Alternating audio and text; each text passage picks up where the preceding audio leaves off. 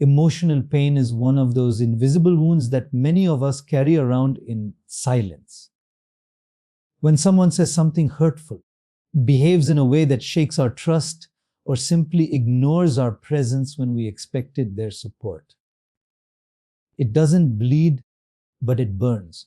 And often, when that emotional injury strikes, we feel this strong need to do something. Say something, defend ourselves, confront, retaliate. The impulse is understandable. We feel disrespected, we feel abandoned, we feel misunderstood. Naturally, our mind and ego jump to the front line to protect us. That's the moment we must be most careful. You see, just as with physical pain, emotional hurt needs care. Think of it this way. If you trip and scrape your knee, you don't jump up and start sprinting again right away. You pause. You sit, you assess the wound, you clean it, you cover it. Only then do you resume your journey. But when it comes to emotional wounds, we often don't apply the same level of patience or care. We try to stand up too fast. We speak when our voice is shaking with anger. We type out a message when our fingers are trembling with frustration. We react without giving ourselves time to understand what just happened inside us. And that reaction, that rush to do something, often worsens the pain instead of soothing it. Because when we speak from a space of hurt, we usually speak for the hurt, not from our higher self. We say things that are colored by emotion rather than clarity. Our words become weapons rather than bridges. And many times, in trying to protect ourselves, we end up damaging relationships that may have been salvageable with just a little pause, a little patience. Emotional pain is also tricky because it activates not just the present hurt, but past wounds as well. If someone close to you ignores your message, it might not just be this message that hurts. It might be every time in your life when you felt unseen, unimportant, or left out. So now your reaction isn't just to this moment, but to an entire history of unhealed experiences. Without realizing it, you may end up reacting to someone in a way that is disproportionate to what actually happened. Because you're not just reacting to them, you're reacting to everything that has built up inside you over time. That's why giving space before reacting is not a sign of weakness. It's an act of wisdom. It's like recognizing that your emotional wound needs time and protection. You don't pour salt into it. You don't pretend it doesn't hurt. You acknowledge it. You sit with it. You allow yourself to feel, but not explode. Taking time before reacting doesn't mean you'll suppress what you feel. It simply means you'll express it in a way that doesn't cost you your peace later. There's a big difference between ignoring pain and honoring pain. Ignoring leads to repression. Honoring leads to healing. And healing begins when we stop rushing to fix the outside and start attending to the inside. When we slow down our reactions, we start to see things more clearly. What felt like an intentional attack may turn out to be a misunderstanding. What seemed like betrayal might have been miscommunication. And even if the hurt was real and unjustified, responding from a calm space allows us to act in ways that align with our values, not just our emotions. When we are hurt, the immediate desire to respond can feel overwhelming. It's like an internal alarm goes off and our mind rushes to find an outlet, a text to send, a call to make, words to fire back, or in some cases, complete silence used as a weapon. The urgency to react is so strong because pain naturally wants expression. But what we often forget is that pain also clouds perception. And when perception is clouded, our reactions become impulsive, not insightful. We don't respond with understanding, we react with confusion, anger, or fear. In such a state, we're not really communicating, we're simply discharging emotion.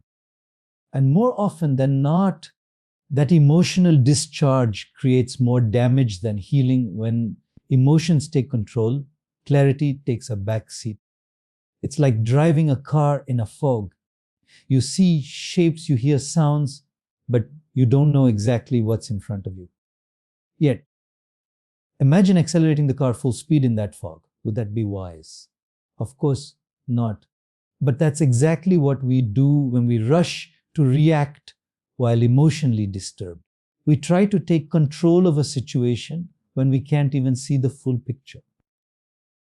And what results is often regret. We may say things that weren't fully thought through.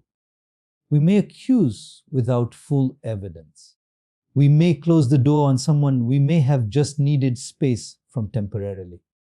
And later, when the fog lifts and our mind becomes clear again, we look back at our own behavior and realize perhaps we were too quick, perhaps we misunderstood, perhaps we said too much, or perhaps we said it too soon.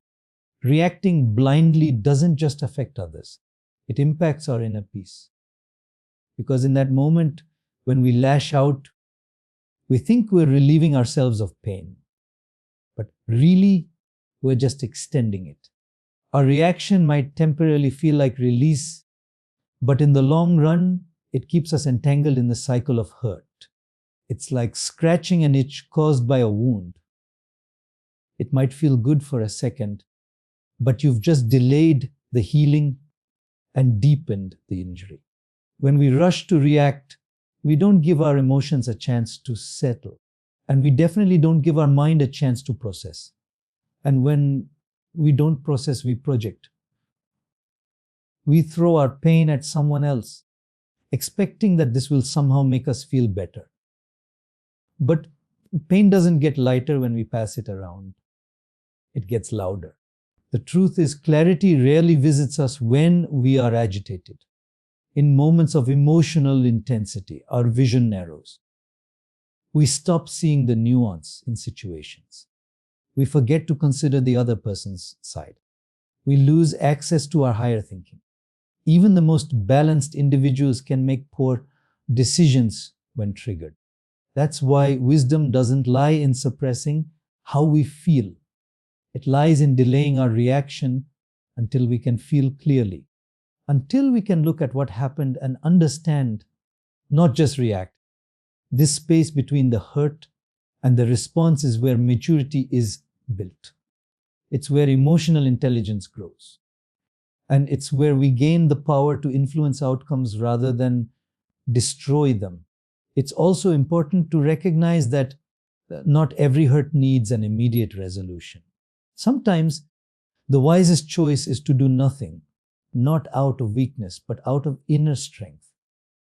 To allow the storm to pass, to let the inner water settle, so we can see the situation for what it really is.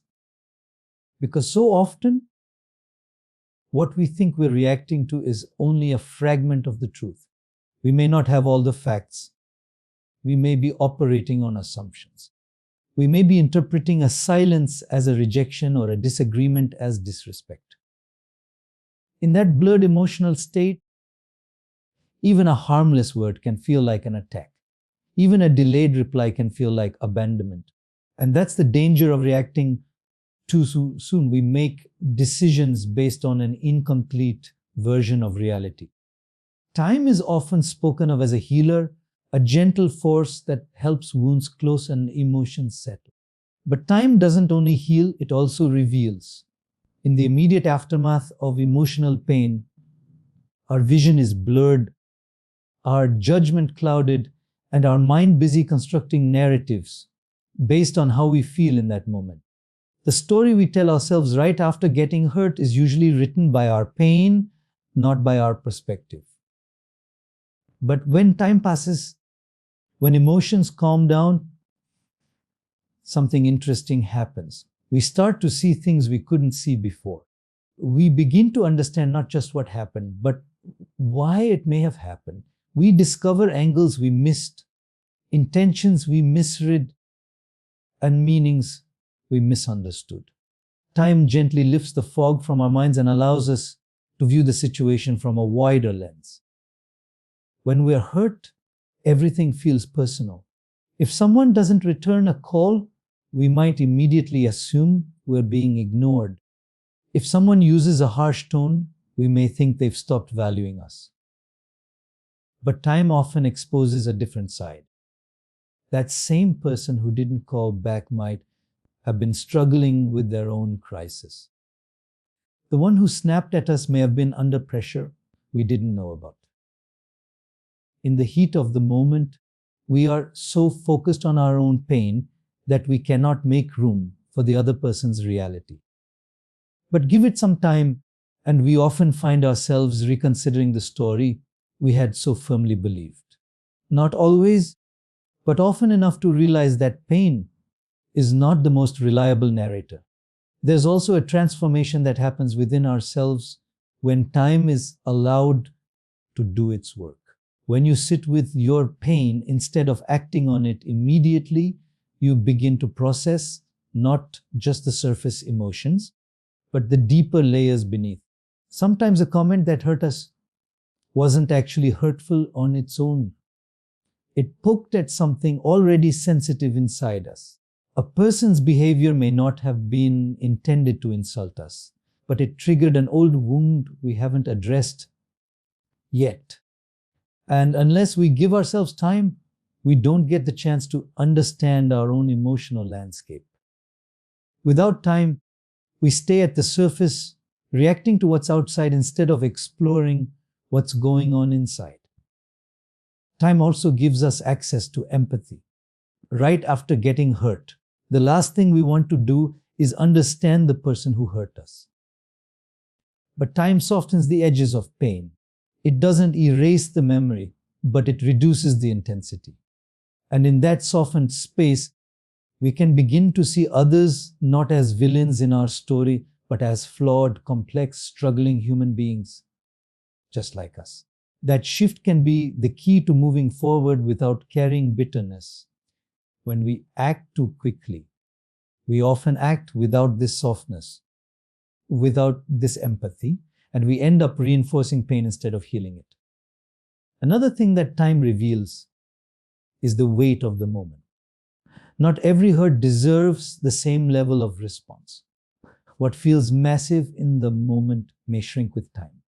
A minor argument might feel like a major betrayal when emotions are high. A single bad day can make a person seem entirely different from who they actually are. But if we wait, if we allow time to filter the noise, we often find that what we thought was a mountain is really just a bump on the road. That doesn't mean we minimize our feelings. It just means we give them context. And context changes everything. Time also brings us back to ourselves. In moments of emotional chaos, we lose touch with who we are. We get swept away by hurt, anger, pride, or fear. But when we pause, reflect, and allow some time to pass, we reconnect with our values. We remember what kind of person we want to be. We remember that not every situation requires a reaction. Some things simply require patience, perspective, and silence. And only time can guide us to that place of inner clarity. In a world that often confuses loudness with power and speed with strength, the idea of pausing before reacting can seem counterintuitive. When someone hurts us, there's a strong inner pull to immediately show that we're not weak, to protect our dignity, to defend our worth. This urge to react, to push back, to make our pain visible is deeply human. But what is rarely taught, and even more rarely practiced, is the strength it takes to hold that reaction, not to suppress it, but to sit with it, to feel it fully, and then respond with clarity rather than chaos. Holding space before reacting is not a sign of weakness. It is, in fact, a reflection of deep inner strength. It's easy to explode when we're triggered. It takes no discipline to say the first thing that comes to mind when someone offends us. That is the default setting of the mind to defend, to protect, to control. But the strength of a person is not measured by how quickly they can fire back, but by how deeply they can reflect before responding. When we're hurt, every part of us wants relief. And often the fastest relief seems to be reaction. But strength is in understanding that not all relief leads to peace. Some relief only creates more pain, more confusion, and more distance. True strength is in choosing to feel the discomfort without immediately acting on it. Imagine someone throws a stone into a still lake. The ripples distort the water's surface, making it impossible to see clearly what lies beneath. The same thing happens inside us when someone says or does something that hurts. The emotional stone creates ripples, anger, sadness, disappointment. And in that disturbed state, we cannot see clearly. But unlike the lake, we often don't allow ourselves the time for the ripples to settle. We feel the need to react while the water is still shaking. And that reaction, born out of a disturbed state, often leads to decisions and words that we later wish we could take back.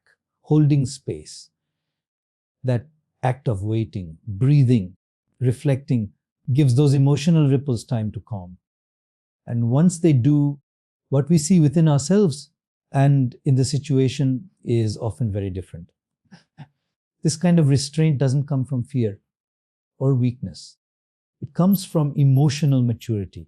It comes from valuing long-term peace over short-term dominance. It comes from understanding that reacting from pain only spreads more pain. Holding space means you choose not to let your emotions drive your decisions.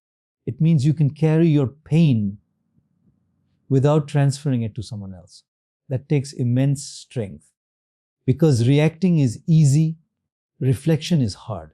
People often assume that if you don't respond immediately to hurt, you are being passive or letting someone take advantage of you. But there is a vast difference between passivity and intentional stillness. Passivity comes from helplessness. Stillness comes from power. It's the power to remain rooted when the storm hits, the power to observe your inner world without getting swept away by it. It's the power to ask yourself, what am I really feeling? What is the wise thing to do here? What will serve me and the relationship best? Not just now, but later. Strength is also in allowing yourself to process the pain without turning it into poison. When we react immediately, we often hurt others in the same way we were hurt. That's how cycles of pain continue.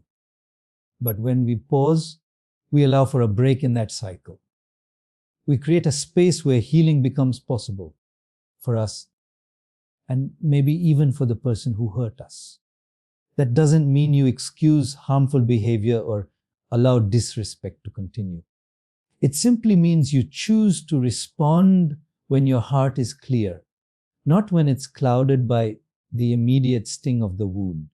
There's also strength in not needing to prove anything through your reaction. Sometimes silence is not submission, it is mastery. Sometimes walking away is not weakness, it is wisdom.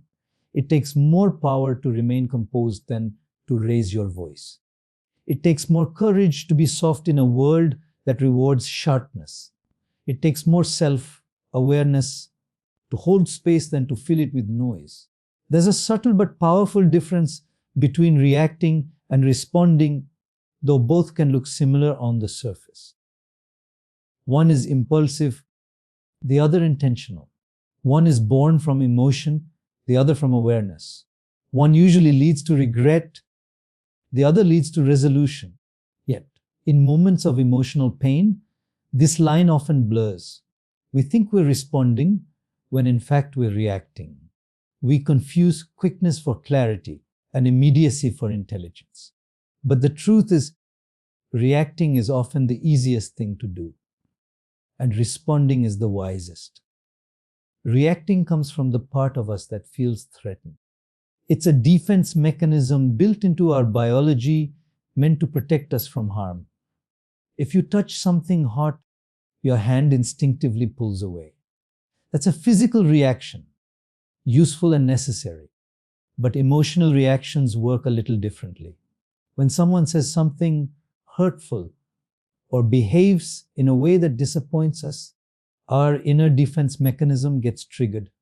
We may snap, shut down, argue, blame, or withdraw.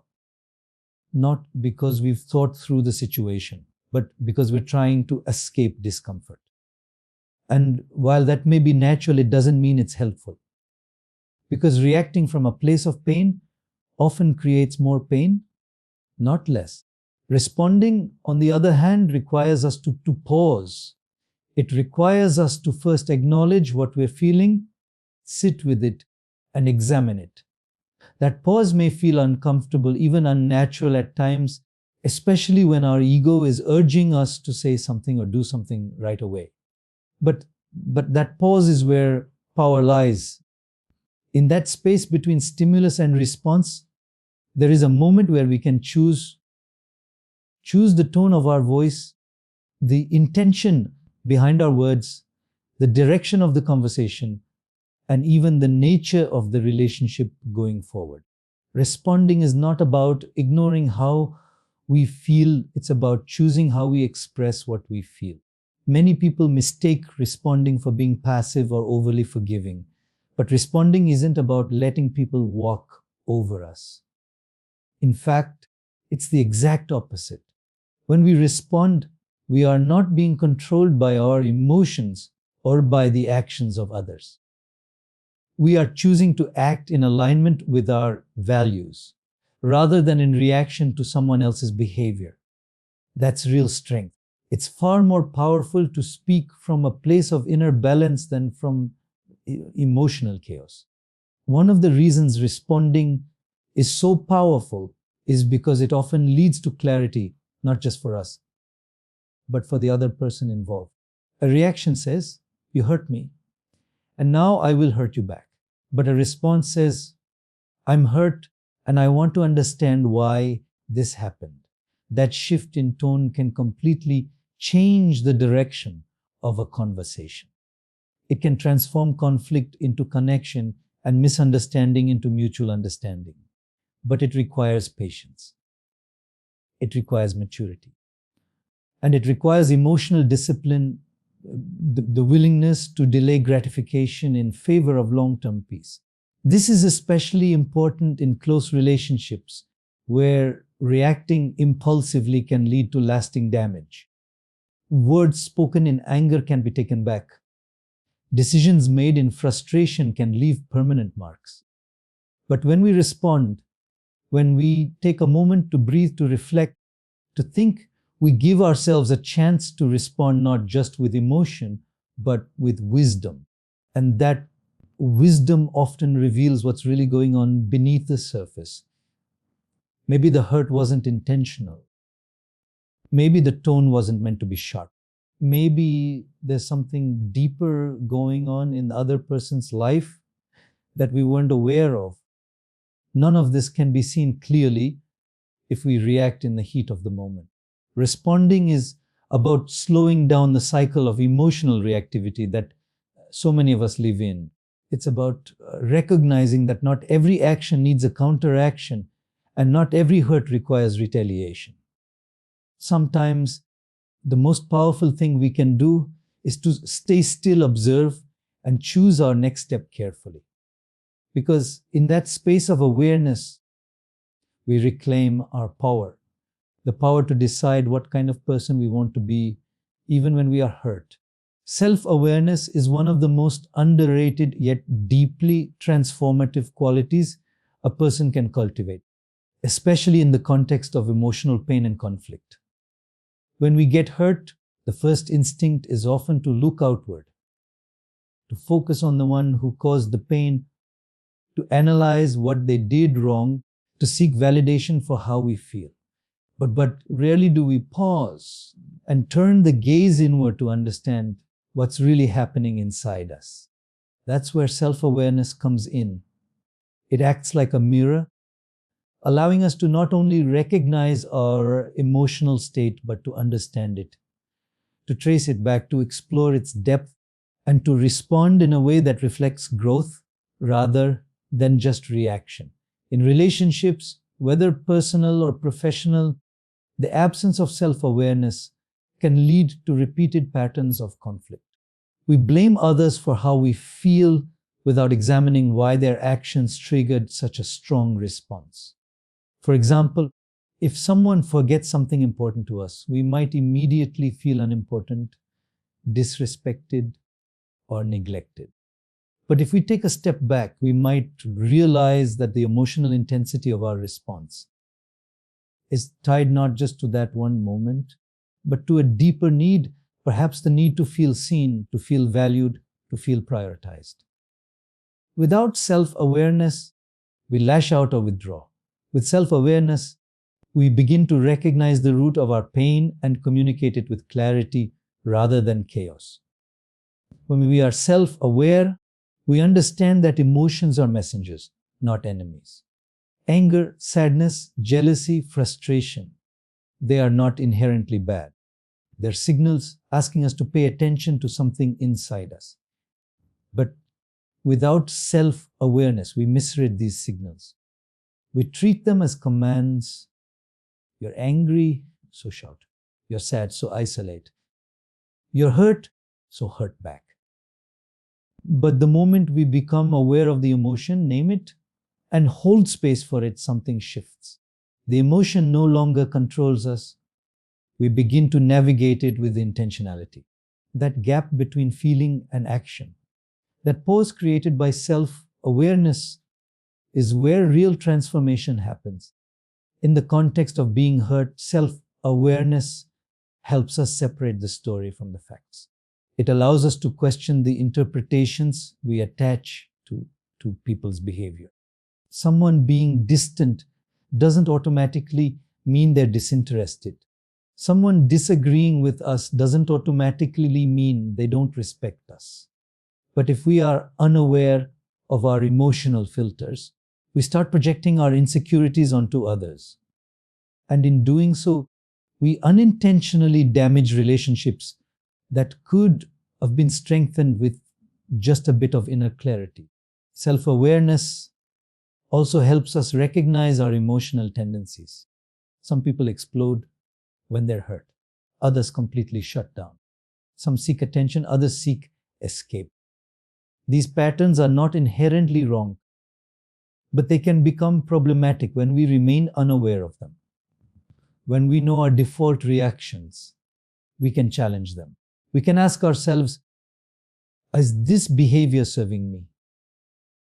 Is this how I want to show up in this relationship? And the more we reflect on those questions, the more power we have to choose a different path, one that leads to understanding, not alienation. Another gift of self-awareness is the ability to take responsibility without taking unnecessary blame.